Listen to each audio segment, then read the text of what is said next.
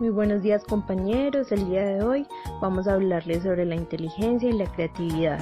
Mi grupo está conformado por Sara Villa, Carolina Villa, Geraldine Mesa, María Clara Múnera y mi persona, Luisa Fernanda Patiño.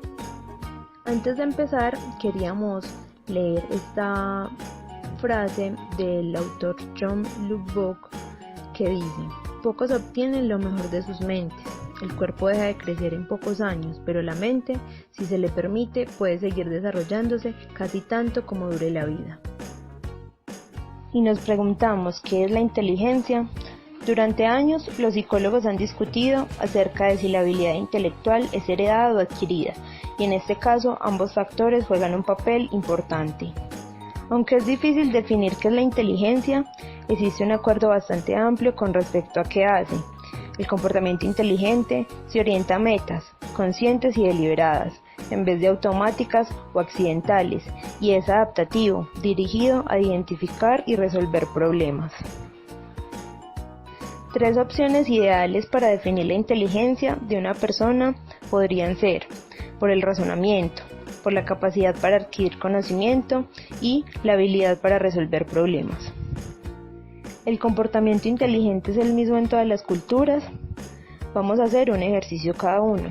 ¿Cómo responderías a la siguiente pregunta? En el extremo norte del planeta, todos los osos son blancos. Novaya Zemlya se encuentra en el extremo norte. ¿De qué color son ahí los osos?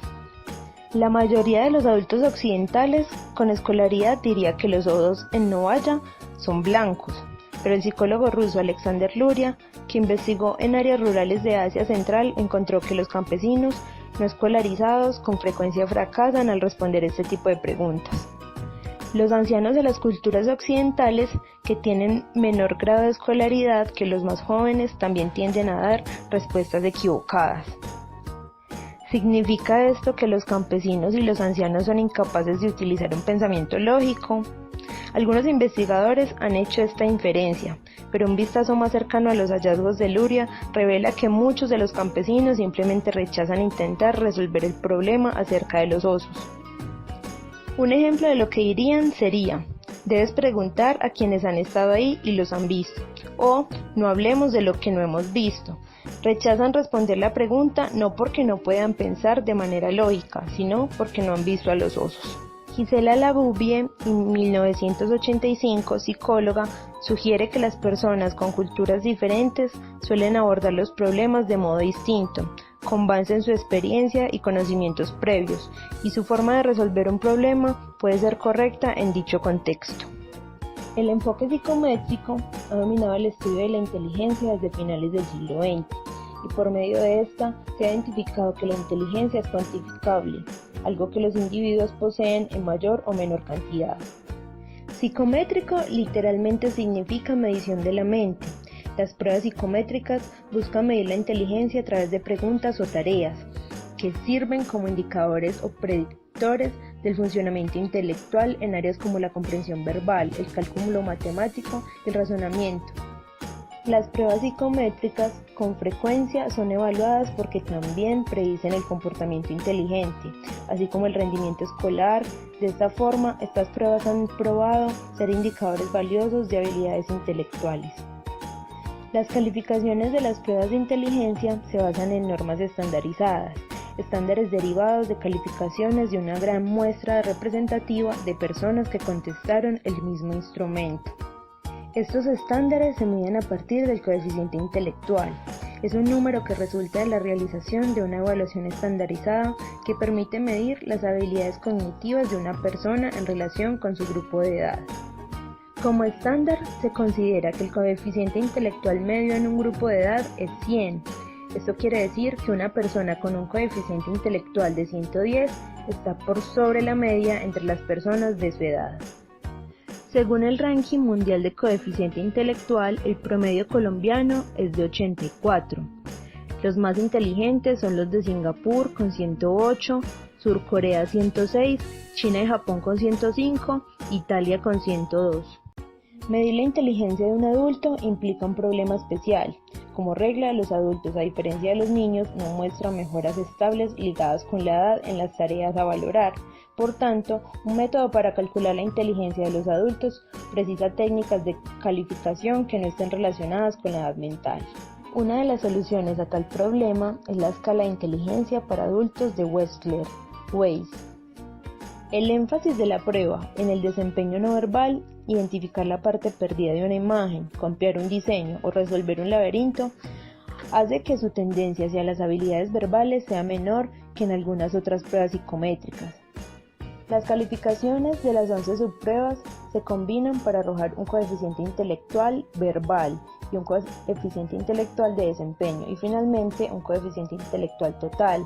Esta escala ahora es una de las pruebas de inteligencia más usadas.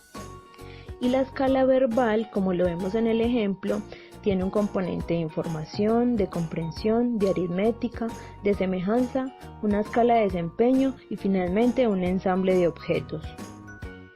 El sesgo cultural influye en la situación de aplicación de pruebas determinadas. Una tendencia a incluir preguntas que emplean cierto vocabulario o solicitan información o habilidades más familiares o significativas para algunos grupos que para otros. Un ejemplo para este apartado podría ser: un niño de una cultura que da relevancia a la sociabilidad y a la cooperación puede estar en desventaja al realizar solo una prueba. Sin embargo, aunque el sesgo cultural puede ser un papel importante en el desempeño de algunos niños, los estudios control no han podido demostrar su influencia en las diferencias. Influencia sobre el desempeño en las pruebas aplicadas a adultos mayores. Todas las personas han tenido la experiencia de hacer la misma tarea mejor en una época que en otra, en cuanto a aspectos como salud, comodidad, energía, ansiedad, motivación, hábitos de estudio y habilidad para responder las pruebas pueden afectar las calificaciones. Algunas de estas influencias se acentúan conforme los adultos envejecen. Su rendimiento puede mejorar al intentar controlar o modificar algunas de estas condiciones. Estudios longitudinales de Slade y Duque reportaron que los adultos que se desempeñaban mejor en las pruebas de inteligencia tenían una condición física buena y se destacaban bien.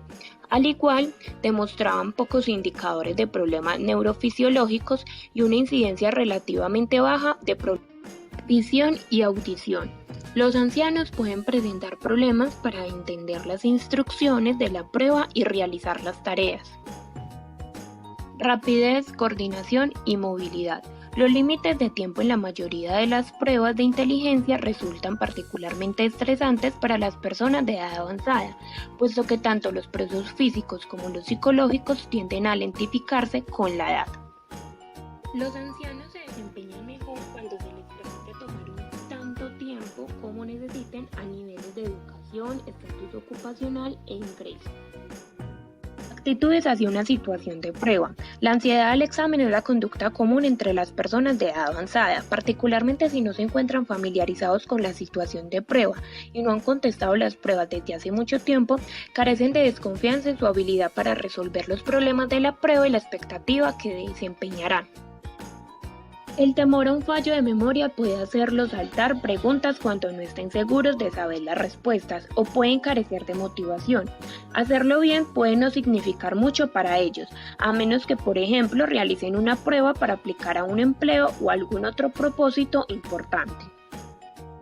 Las pruebas psicométricas tienen una historia larga y útil. Las pruebas de inteligencia individuales, que son más frecuentes utilizadas con los adultos, pueden arrojar mucha información útil que es más relevante que un número que representa una sola habilidad.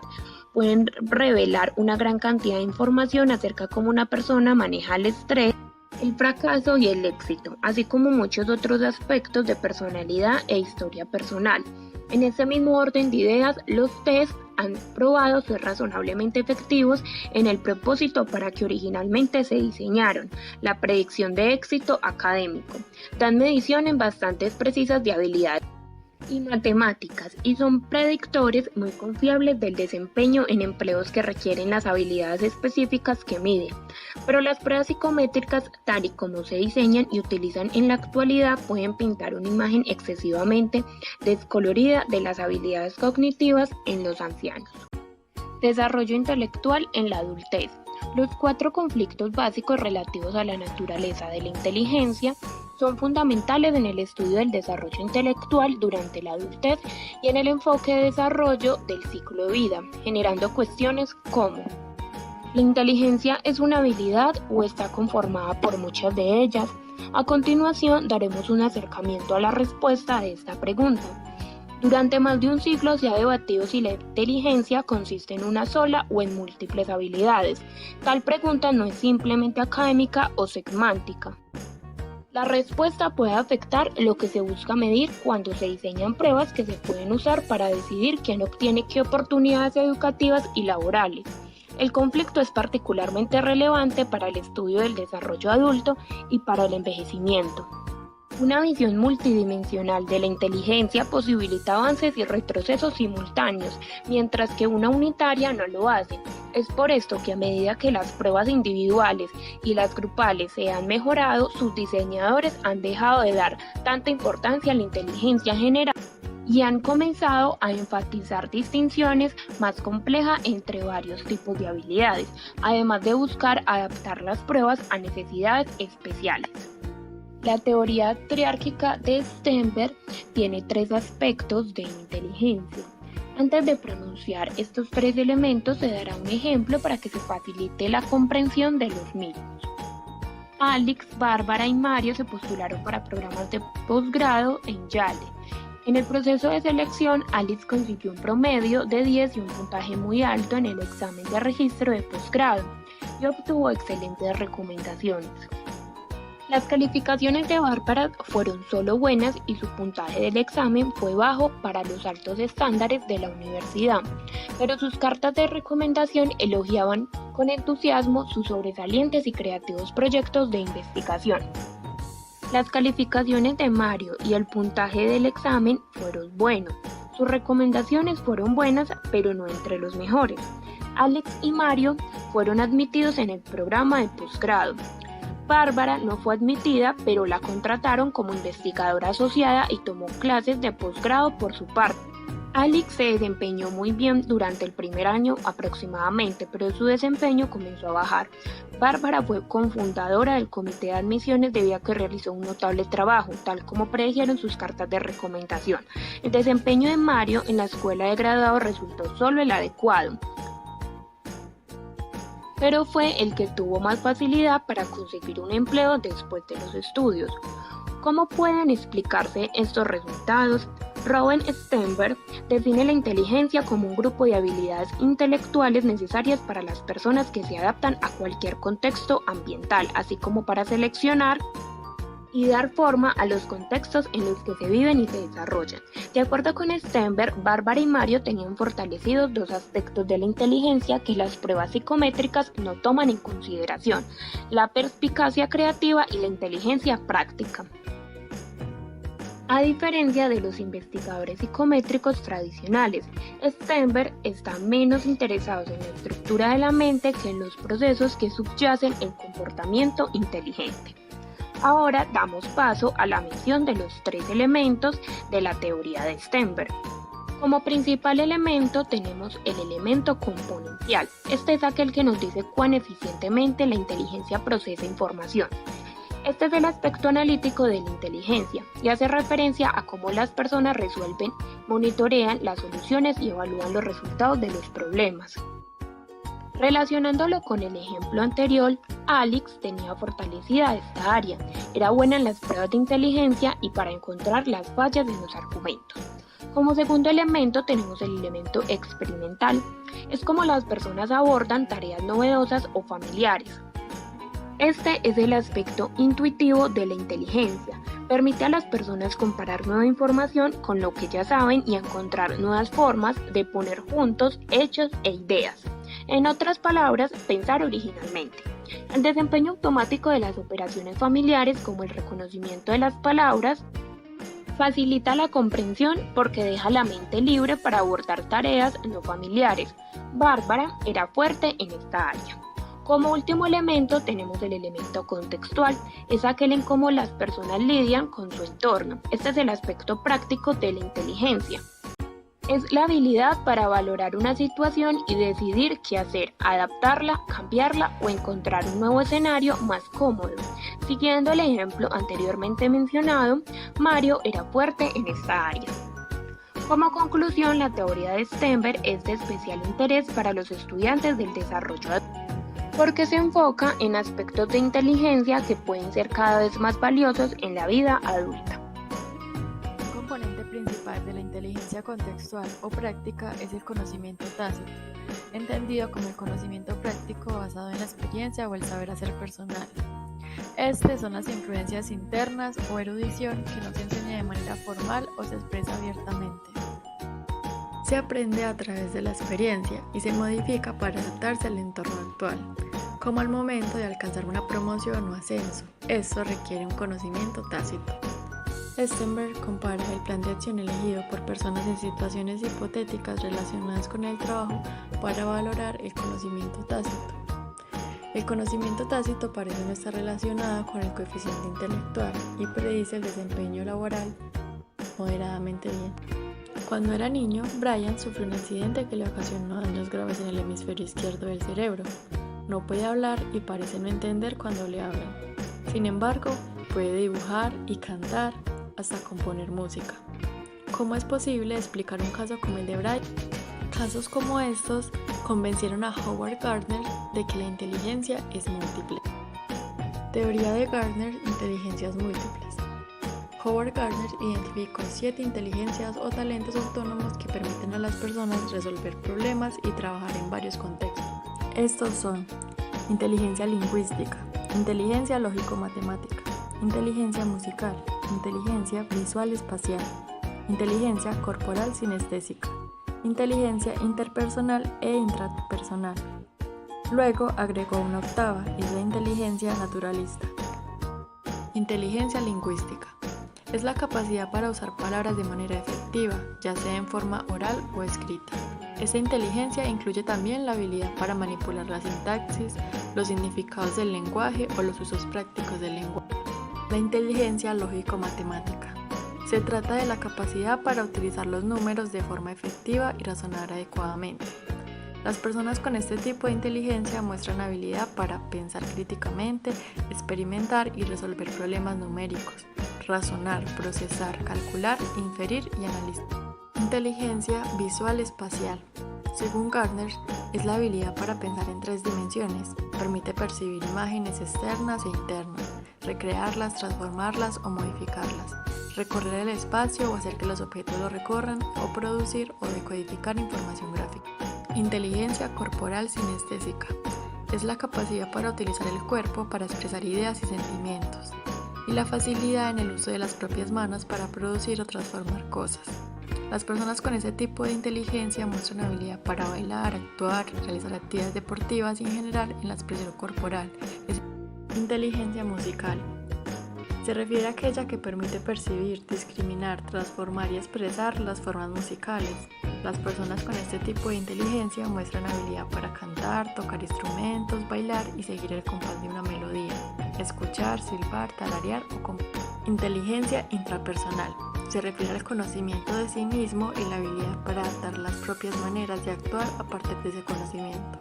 Las personas con este tipo de inteligencia muestran habilidad para reflexionar, imaginar, razonar, valorar, planificar, soñar, pensar y evaluar. Inteligencia interpersonal. Es la capacidad de percibir y establecer distinciones en los estados de ánimo, las intenciones, las motivaciones y los sentimientos de otras personas. Las personas con este tipo de inteligencia muestran habilidad para colaborar, interactuar, compartir, enseñar, intercambiar, relacionarse y comunicar. Inteligencia naturalista. Es la facultad para distinguir, clasificar y usar elementos del medio ambiente, objetos, animales o plantas. Incluye habilidades como la observación, experimentación, reflexión y cuestionamiento de nuestro entorno. Una inteligencia elevada en una de las áreas no necesariamente está acompañada de una inteligencia alta en otras.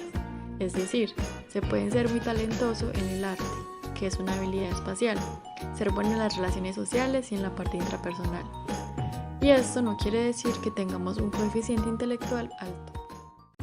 De acuerdo con Gardner, la investigación del cerebro apoya fuertemente la existencia de inteligencias múltiples.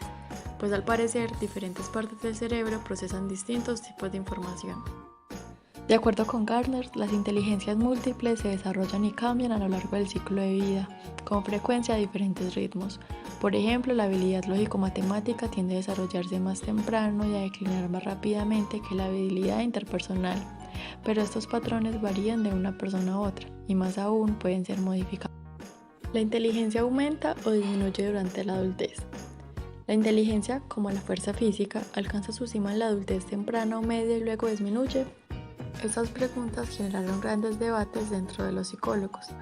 Sin embargo, al examinar los resultados de las pruebas de inteligencia realizadas por adultos de varias edades, que mientras que algunas habilidades pueden disminuir, otras permanecen estables o incluso mejoran a lo largo de la mayor parte de la vida adulta.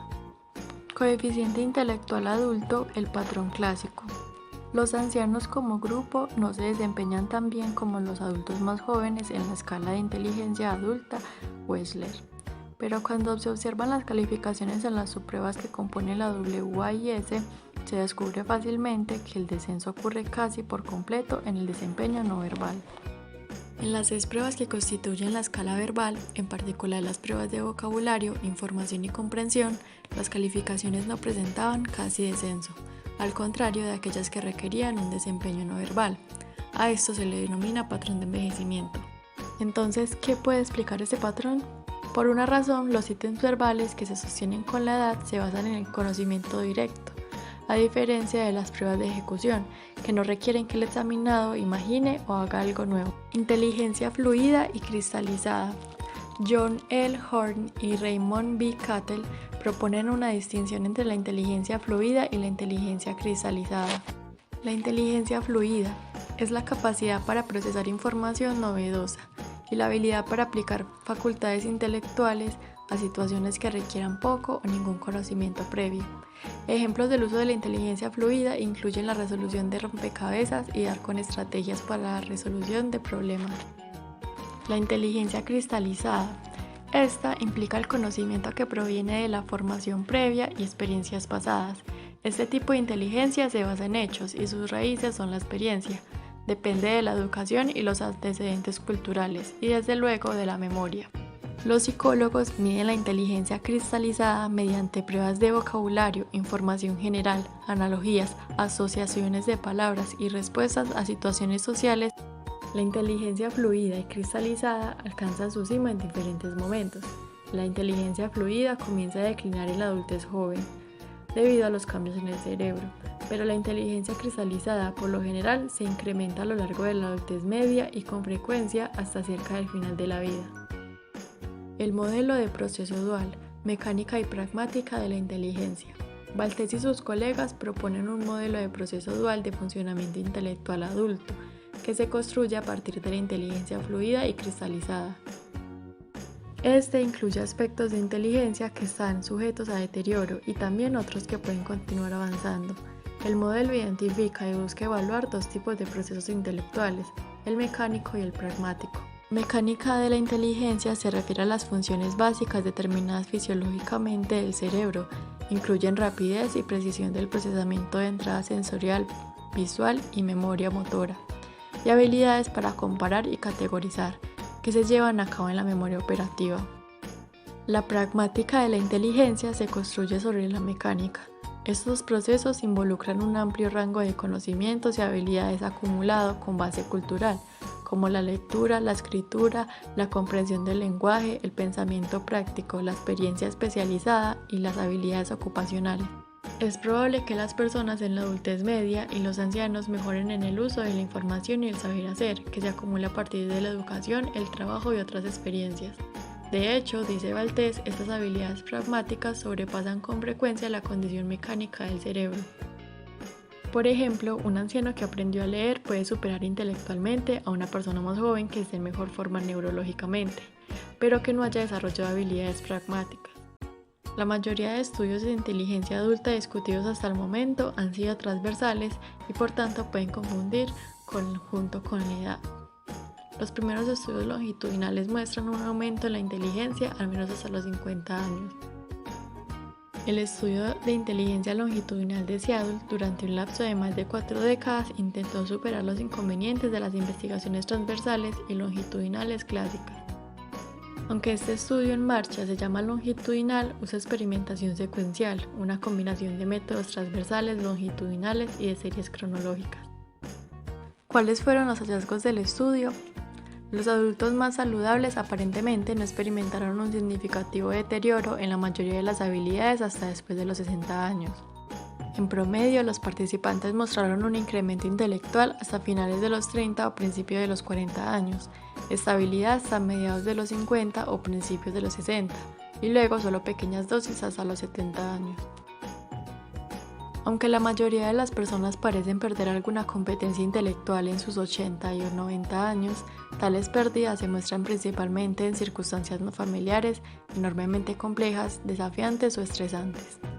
El estudio también encontró que las habilidades fluidas descienden antes que las cristalizadas. Sin embargo, las pérdidas en habilidades fluidas con razonamiento inductivo y orientación espacial no comienzan sino hasta mediados de los 60, y las pérdidas en habilidades cristalizadas no comienzan sino hasta los 70 u 80 años. Estos hallazgos sugieren que ninguna medida por sí sola, como el coeficiente intelectual, puede describir adecuadamente los cambios debido a la edad en los individuos o las diferencias por edad entre grupos.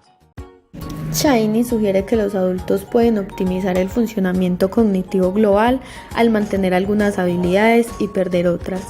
Baltes, en su modelo del proceso dual, llama optimización selectiva con compensación, ya que a través de la optimización selectiva los ancianos pueden usar sus fortalezas para compensar las habilidades mecánicas debilitadas. Los ancianos, aunque pueden tardar más en realizar ciertas cosas y quizá ya no sean tan hábiles con materiales no familiares, pueden sacar también ventajas del juicio maduro y la introspección desarrollada a lo largo de la vida de experiencia. Un ejemplo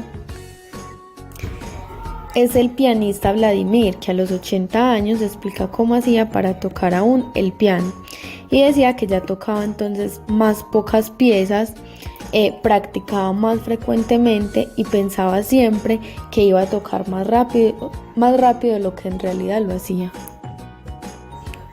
De acuerdo a lo anterior, la optimización hace referencia a la capacidad para sacarle el máximo provecho y rendir tanto como nos sea posible en aquello que llevamos a cabo.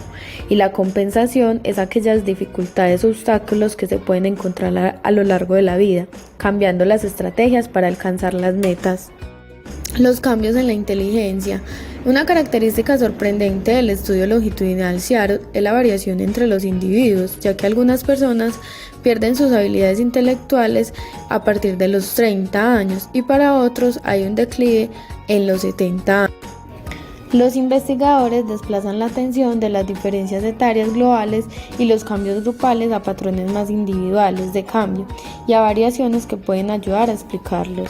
Un ejemplo es una persona que obtuvo altas calificaciones. Estas personas tienden a ser más flexibles y a estar satisfechos con sus logros. Esto les ayuda a no padecer tantas enfermedades, a tener dinero y a ser bien educados.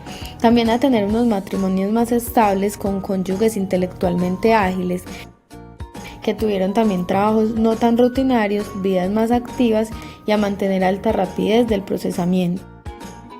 Diferencias de género. En el estudio longitudinal de Slade, el funcionamiento global de los hombres disminuyó más rápido que el de las mujeres. Las mujeres tuvieron más deterioro en habilidades fluidas y los hombres en habilidades cristalizadas. Un ejemplo claro de esto es que a la mujer le es más difícil encontrar una dirección, pero le es más fácil recordar listas de palabras. Esto hace alusión a la memoria verbal. Y también le es más fácil recordar palabras que empiecen con una letra, como la C. Esto hace alusión a la comprensión verbal. La orientación espacial, vocabulario y memoria verbal de los hombres alcanza su cúspide a los 50 años y en las mujeres a los 60 años. Sin embargo, la rapidez perceptual de las mujeres declina más deprisa que la de los hombres. Además, un estudio demuestra que los lóbulos frontales de los hombres, que controlan la planeación estratégica y la gestión de tareas, comienza a tener pérdidas a los 70 años, aproximadamente 10 años más tempranos que los lóbulos frontales de las mujeres. En los efectos culturales y de cohorte es importante referirnos a cohorte como un estudio o tipo de investigación observacional y analítica en la que se hace una comparación de un evento entre dos grupos, uno de los cuales está expuesto a un factor que el otro grupo no está. En estos efectos culturales encontramos un estudio que nos habla que la salud, el trabajo y la educación influyen en el desempeño intelectual durante la edad adulta, de acuerdo a la atención que se tuvo en la salud, las oportunidades de educación, los avances tecnológicos, las guerras, entre otros. La educación jugó un papel muy importante, ya que generaciones anteriores tenían menos escolaridad que las más jóvenes y sus comparaciones se podían malinterpretar. Más adelante se realiza una comparación con 20 estudiantes jóvenes y 20 ancianos con educación y no se encontraron diferencias grupales significativas en el razonamiento formal. En el aspecto de la salud, se demuestra que los ancianos saludables se desempeñan mejor en las pruebas de inteligencia que aquellos que tienen una salud pobre. La inteligencia muestra plasticidad. Plasticidad se refiere a la capacidad del sistema nervioso para cambiar su estructura a lo largo de su vida. Este apartado nos habla del desempeño intelectual y si se puede mejorar o no durante los años de la adultez media en adelante. Y afirman incluso que el desempeño fluido puede mejorar en cierta medida con entrenamiento y práctica. Los estudios basados en el proyecto de desarrollo y enriquecimiento adulto encontró que adultos de 70 años recibieron entrenamiento en relaciones figurales en forma de medición de la inteligencia fluida. Y esta mejoró más que el grupo de control que no fue entrenado. Otro grupo que trabajó con materiales de entrenamiento pero sin instrucción formal se desempeñó mejor que el grupo de control, ya que tuvo la oportunidad de trabajar sus propias soluciones.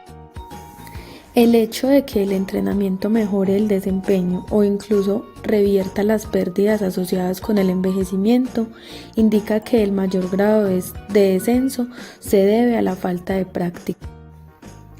Esto nos habla de que se deterioran por no involucrarse en las actividades, por falta de apoyo social y cultural que permita mantener determinadas habilidades intelectuales vigentes.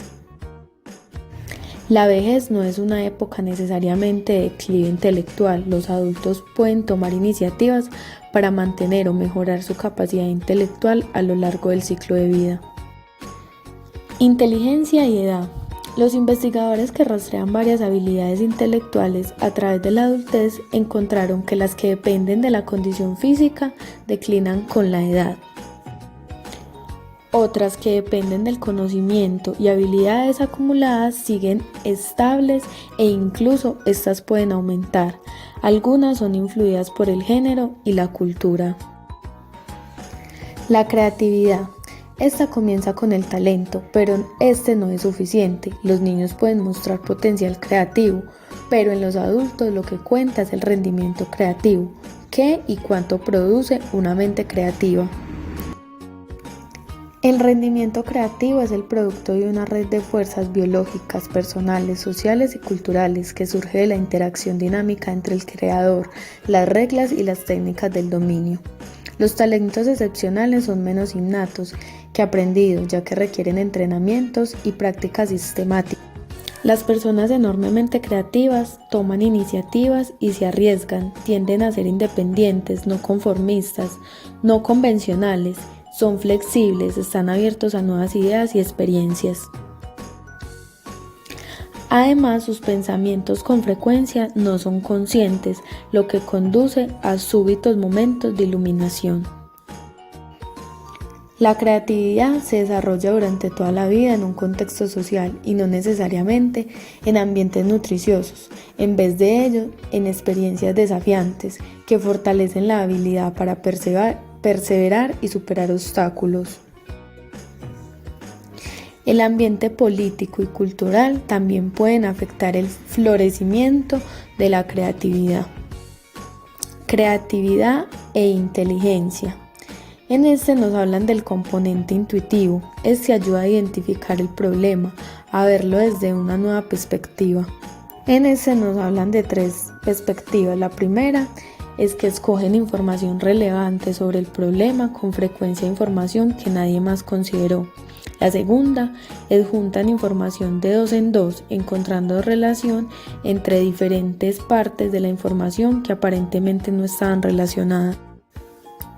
Y la tercera, ven analogías entre un problema nuevo y uno que ya habían encontrado.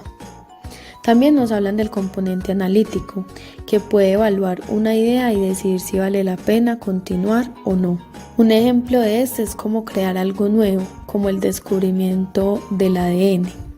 También nos hablan del aspecto práctico. Entra en juego al vender una idea, hacer que se la acepten. Es como crear un producto o una compañía y venderla, lograr que sea reconocida estas compañías. El estudio y medición de la creatividad.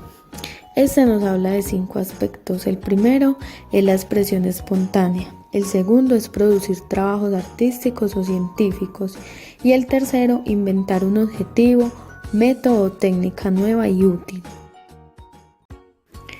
En cuarto lugar tenemos modificar un concepto. Y por último y quinto, originar un nuevo principio o movimiento revolucionario. Aunque el quinto dicen que no se cumple muchas veces y se cuenta hasta el cuarto. Las pruebas psicométricas de la creatividad pretenden medir las habilidades que predicen la productividad creativa. El enfoque psicométrico, pensamiento divergente. Si las personas enormemente inteligentes no son las más creativas, entonces el pensamiento creativo y el éxito escolar pueden requerir diferentes habilidades. En el pensamiento convergente encontramos que este busca solo una respuesta que sea correcta. En cambio, el pensamiento divergente encuentra una amplia gama de frescas posibilidades. Es fluido, flexible, original y elaborativo. Prueba de pensamiento creativo. Es el test psicométrico de creatividad de más amplio uso. Este incluye tareas como citar usos inusuales para un objetivo común. Enfoque biográfico, estudio de los triunfadores creativos. Dificultad para definir y medir la creatividad condujo a algunos investigadores a poner atención a un enfoque más básico, estudios de personas vivas o muertas que fueron reconocidas como creativas. Mientras que los investigadores psicométricos suponen que la creatividad es igual en científicos, artistas y otros, Gardner, precursor de la teoría de las inteligencias múltiples, sugiere que es multifactorial y puede operar de modo diferente en distintos campos. La creatividad comienza con un alto grado de talento en una o más áreas cognitivas, pero el talento no lo es todo.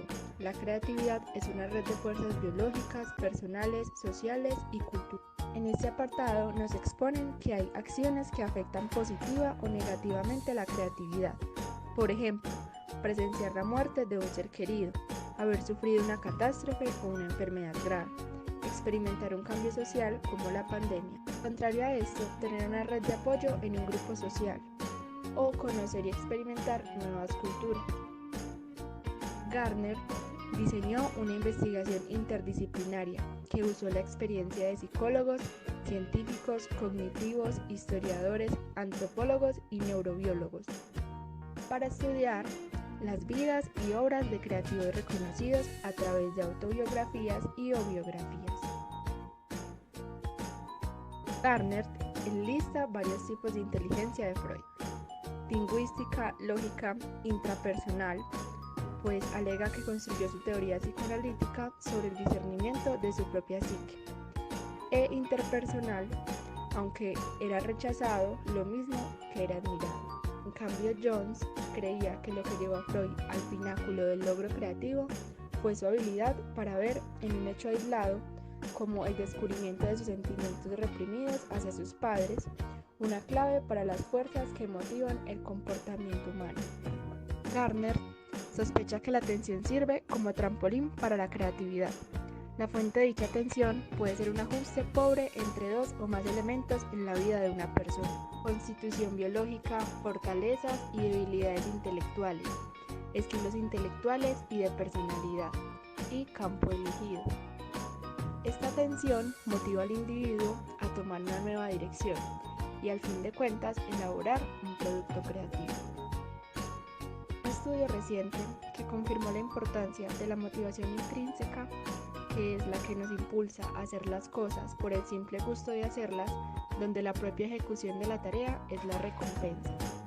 El estudio realizado con 12 científicos conocidos internacionalmente durante varias fases del proceso creativo encontró que para el trabajo creativo se requiere tolerancia a la frustración, la habilidad para tolerar los sentimientos negativos, puesto que los científicos entendían que sentimientos como ira, miedo, tristeza, vergüenza, depresión, ansiedad, autodesprecio y sensibilidad al rechazo son parte necesaria del proceso. Eran capaces de enfrentarlos y superarlos. Ejemplo de esto, el escritor británico William Golding, el cual produjo 11 novelas luego de su éxito El Señor de las Moscas, que publicó cuando tenía 43 años, llevándonos a cuestionar cuántos manuscritos escribió antes de crear y publicar sus obras, cuál fue su proceso en su juventud y en su edad adulta. Aunque cada mente trabaja de un modo un poco diferente, Gruber encontró algunas cosas en común entre los procesos de pensamiento de Darwin y los de otras figuras enormemente creativas en las artes y las ciencias. Trabajan minuciosa y lentamente para dominar el conocimiento y las habilidades para resolver un problema. Constantemente visualizan ideas, tienen metas, poseen un fuerte sentido de orientación al logro y saben hacia dónde quieren. Tienen redes de proyectos y con frecuencia hacen malabares con varios proyectos o actividades aparentemente sin relación. Son capaces de hacer a un lado los problemas de los que tienen muy poca información para resolver e ir sobre algo más. Son audaces. En lugar de trabajar en aislamiento, colaboran o discuten sus ideas con otros, al elegir pares y diseñar ambientes que nutren su trabajo. Disfrutan dar vuelta a las ideas en sus mentes. A través de trabajo arduo se transforman ellos mismos, hasta que lo que sería difícil para alguien más parezca fácil para ellos. Desde el punto de vista de Gruber, el crecimiento creativo en los adultos puede ser un proceso de desarrollo que abarca un periodo de años, en gran medida como el crecimiento cognitivo de los niños. Entonces, es necesario estudiar por qué este desarrollo parece detenerse o frenarse para algunas personas en la adultez joven, mientras que en otro continúa a lo largo de su vida. Existen 3 formas de lograr un gran resultado a lo largo de la vida. Primero, comenzar temprano. Segundo, seguir intentando. Y tercero, ser inusualmente capaz de engendrar. No solo estos 3 factores se asocian con alta producción total. Los 3 están ligados.